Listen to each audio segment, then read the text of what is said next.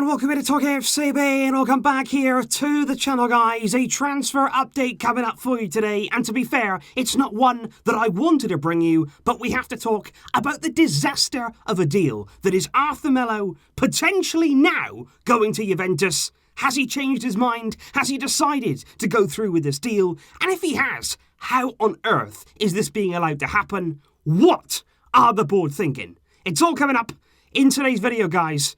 Let's just do it. Because we spoke a few days ago now about the Arthur Melo situation. We've spoken about it in detail over the past few weeks, really, where the board have been absolutely adamant they needed funds before June the 30th. And with that date now just a few days away, they are frantically going around the club, basically thinking, where can we get money? How can we get money? We need money now. And ultimately, the buck has stopped with Arthur. They have been trying now to sell him for several weeks without success. They've been putting pressure on his shoulders. They've been in his ear. They've been having meetings there with the player and with his agent, and they've basically been trying to convince him over and over and over and over again that Juventus is the place for him and not Barcelona. Now, up until this point, Arthur has been saying no. He's been saying it's my dream to play here. I want to succeed at Barcelona. Basically, just let me go out and play. Leave me alone. I don't want to go. Please, I just want to stay at Barcelona. But now, it seems as though that constant pressure, that constant demand upon his shoulders to leave, he may have finally given in. Because Arthur, according to reports now, very, very reliable reports in both Spain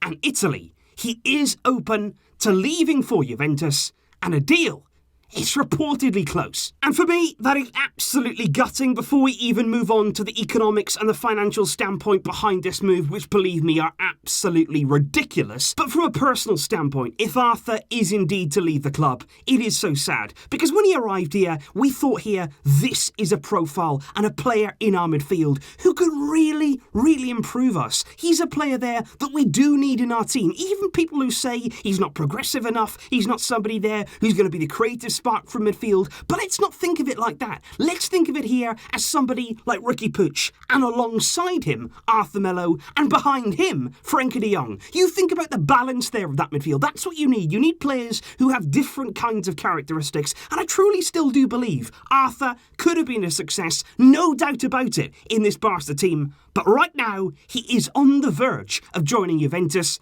and get this, the deal will be worth 80 million euros. Juventus buying Arthur for 80 million. But we will then in turn be paying 70 of that million back to Juventus to sign Miralem Pjanić. And that is the deal we have to dissect. What are you doing? Because let's get this straight here. Arthur Melo, a 23-year-old, very talented midfielder with his entire career ahead of him. He's going there for 80 million euros. And in return, we're paying 70 million euros for a 30-year-old Miralem Pjanić. And let me just explain here exactly why those fees are so high for both players. Because basically, Barcelona and Juventus are playing the same game. They here, in this particular deal, in this particular exchange, they are trying here to exaggerate the value of those players to the maximum possible to ultimately make their balance sheets look a lot better. We discussed it before in the Sillerson Neto deal. Something very, very similar was done then between Barcelona and Valencia, and it's all here to do with that end of the financial year in the footballing world, which does end there on June the 30th. Because in selling Arthur Melo there for the reported 80 million euros, Barca, what they'll do in their accounts there, they'll write Arthur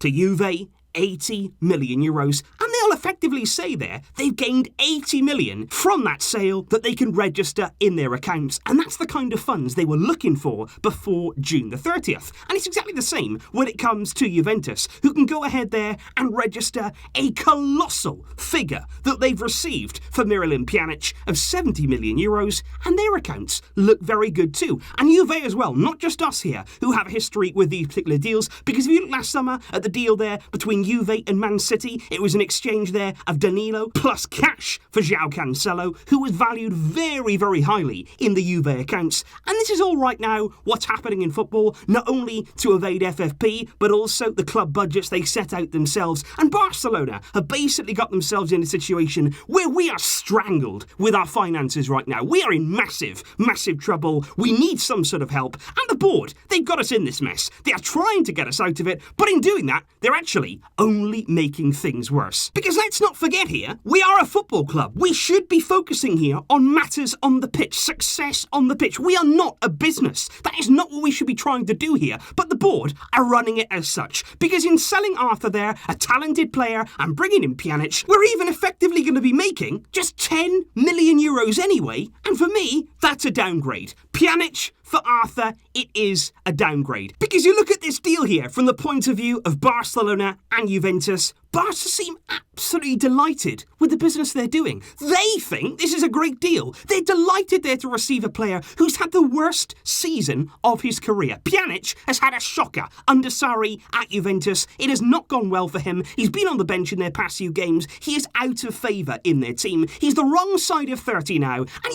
Juve, they are thrilled to be getting rid of Pjanic, to be getting him there off their wage bill and replacing him with a younger, more exciting player in Arthur Melo. Now look, I don't want to be harsh on Pjanic. I don't mean here to be very, very harsh towards him, because you know what? He's actually a player I've always enjoyed watching. A few years ago, I would have loved him in this team. He would have been a perfect fit in our midfield, and I wanted us to sign him when he left Roma back in 2016. But that is the problem. With this Barcelona board, we're always 2, 3, even 4 years behind where we should be. We're always just lagging behind everybody else in our transfer business. And Pjanic to Barcelona, in the way this is happening, it's not a signing we should be making in 2020. And it's just incredible to watch the board go about their business and lurch from one disaster to another, because they speak here so poetically about bringing in an older, more experienced player, dressing it up as some sort of achievement there that you've passed 30. I'll just put this out there. If they really wanted an experienced player, why not get somebody there in this summer who's just under 30? A certain Thiago Alcantara is currently sitting at Bayern Munich going, no, I'm not quite ready to sign that new contract yet. I'm just going to wait and see what sort of offers arrive for me this summer. His contract expires in 2021 and he'd be available for less than the figure we're set to pay for Miralem Pjanić. But no, that's not the road they want to go down. Of course,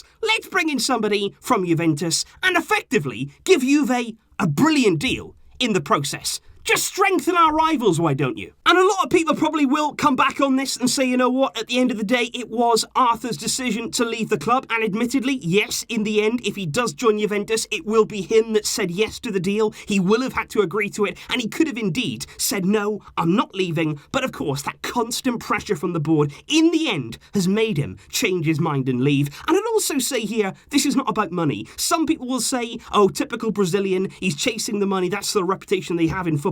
They will go there for the biggest wages. But actually, that's not the case. Reports in Italy right now say that Arthur, in principle, has agreed a 5-year deal worth around 5.2 million euros per year, which translates there at around 100,000 euros a week, which is very similar, if not exactly the same, as the sort of money he's been on at Barcelona. So it's very clear, this is not about money. This is not here about just trading in Barcelona for a better offer. He has been forced out. That is crystal clear. He's been forced out by the club.